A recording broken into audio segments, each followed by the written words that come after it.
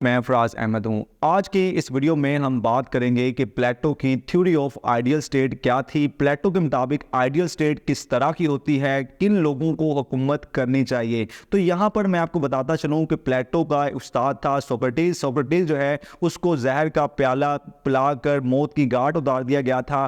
प्लेटो की जो पैदाइश थी वो ग्रीस के शहर एथेंस के अंदर हुई थी और एथेंस के अंदर उस वक्त एक सिस्टम था। एथेंस एक सिटी ऑफ स्टेट था और वहाँ पे एक निज़ाम राज था जिसे हम कहते हैं डायरेक्ट डेमोक्रेसी। अब जो हमारे पास डेमोक्रेसी है ये इनडायरेक्ट डेमोक्रेसी है। डायरेक्ट डेमोक्रेसी क्या होती है? डायरेक्ट डेमोक्रेसी होती है कि उस वक्त जो एथेंस के अंदर जो बड़े बड़े फैसले होते थे, शहर के लोग या मुल्क के जो लोग थे वो इकट्ठे होकर एक जगह पर all people sit together and collectively जो है वो डिसीजन करते थे, कलेक्टिवली मिलकर एक फैसला करते थे। उनके ऊपर किसी की हुकूमत नहीं थी, कोई हुक्मरानी नहीं थी, बल्कि वो लोग जो थे वो एक जगह पर बैठते थे। वहाँ बैठकर वो बड़ा फैसला कोई भी करना होता था उसको वो डिसाइड करते थे, उसके बारे में जो है फैसला कर लेते थे। उसको कहा जाता था डायरेक्ट डेमोक्रेसी। लेकिन अब होता यह है कि अब लोग जो है वो अपने नुमाइंदे चुनते हैं, नुमाइंदों को पार्लियामेंट के अंदर भेजते हैं और फिर वो जो है पॉलिसीज बनाते हैं, फिर वो जो है फैसले करते हैं, इंपॉर्टेंट डिसीजन करते हैं। तो अब जो डेमोक्रेसी है उसे इनडायरेक्ट डेमोक्रेसी कहा जाता है।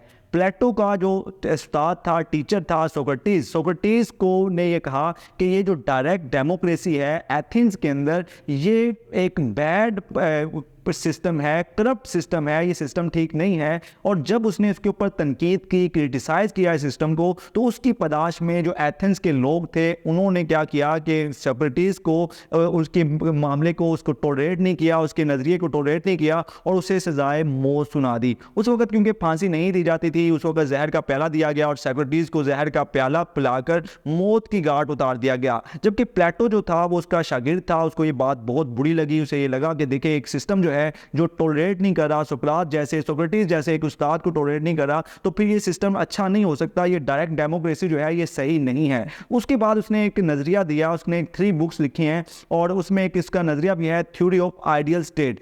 थ्योरी ऑफ आइडियल स्टेट क्या होता है? थ्योरी ऑफ आइडियल स्टेट जो है उसका जो बेसिक बुनियादी जो चीज़ है वो है जस्टिस। जस्टिस जो है प्लेटो के मुताबिक किसको कहा जाता है? वो कहता है कि हर इंसान के अंदर 3 मेन इंस्टिंक्ट होती है। Every human being has 3 main instinct. पहली जो इंस्टिंक्ट है वो कहता है लस्ट होती है, डिज़ायर होता है, यानी कि हर इंसान के अंदर एक लालच होता है, एक उसके अंदर ख्वाहिश होती है। फिर वो कहता है कि इंसान के अंदर जो दूसरी इंस्टिंक्ट है वो है स्पिरिट होती है, कर्ज होता है, यानी कि हौसला और जज्बा होता है। और तीसरी इंस्टिंक्ट वो कहता है विजडम होता है। वो कहता है कि हर इंसान के अंदर ये 3 इंस्टिंक्ट होती हैं, बट वन ऑफ देम जो है वो डोमिनेंट होगी, बाकी जो है वो डोमिनेंट नहीं होंगी। यानी कि एक इंसान के अंदर अगर लालच ज़्यादा है तो जो दूसरी 2 इंस्टिंक्ट हैं वो उसके अंदर कम होंगी। एक इंसान के अंदर अगर विजडम ज़्यादा है तो बाकी 2 इंस्टिंक्ट है वो उसके अंदर लेस होंगी। तो यहाँ पर वो कहता है कि जिन लोगों के पास जो है वो लस्ट डोमिनेंट है उन लोगों को सोसाइटी के अंदर क्या रोल प्ले करना चाहिए। तो प्लेटो के मुताबिक जिन लोगों के अंदर लस्ट ज़्यादा है, डिज़ायर ज़्यादा है, they should must play a role of artisan. यानी आर्टिजन से मुराद है उन्हें हाथ से काम करना चाहिए, मजदूरी करनी चाहिए, मेहनत मशक्कत करनी चाहिए। आम जो काम होते हैं जिसमें जोर लगता है, एनर्जी इस्तेमाल होती है, टाइम लगता है, वो करने चाहिए। उसके बाद वो कहता है कि जो दूसरे लोग होते हैं जिनके अंदर डोमिनेंट जो इंस्टिंक्ट है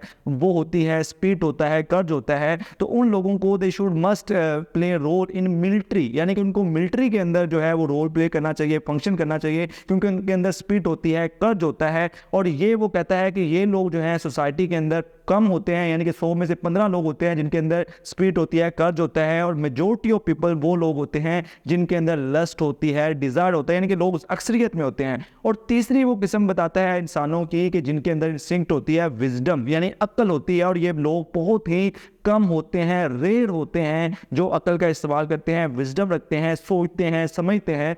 तो वो कहता है कि ये जो लोग हैं इनको सोसाइटी के अंदर जो है वो रूलर का किरदार अदा करना चाहिए, इनको लीडर का रोल प्ले करना चाहिए। यानी कि ये हुक्मरान हो या हुकूमत में हो या ये लीडर हो, रहनुमा हो। और ये 3 तरह के लोगों की वो तकसीम कर देता है, 3 क्लासेस के अंदर उनको प्लेटो जो है वो तकसीम करता है। तो यहाँ पे वो कहता है कि अगर हर बंदा अपने इंस्टिंक्ट के हिसाब से सोसाइटी के अंदर फंक्शन कर रहा है, रोल प्ले कर रहा है, लस्ट वाला बंदा जो है वो आर्टिजन का रोल कर रहा है, और उसके बाद स्पिरिट वाला, कर्ज वाला बंदा जो है वो प्ले कर रहा है, मिलिट्री के अंदर रोल प्ले कर रहा है, और विजडम वाला बंदा जो है वो लीडर के तौर पे या हुक्मरान के तौर पे रोल प्ले कर रहा है, तो वो कहता है कि ये फिर एक जस्टिस है। और अगर ऐसा होता है तो फिर ये एक आइडियल स्टेट होगी और इस आइडियल स्टेट के अंदर वो 3 तरह के क्लासेस में ह्यूमन बीइंग को तकसीम करता है। उससे पहले जो एथेंस के अंदर डायरेक्ट डेमोक्रेसी थी जिसमें सारे लोग इकट्ठे होते थे, इसमें चाहे वो ज़्यादा विजडम वाला हो, चाहे लस्ट वाला हो, चाहे वो जो है स्पिरिट वाला हो, वो तमाम लोग कलेक्टिवली इकट्ठे होकर डिसीजन लेते थे। लेकिन जबकि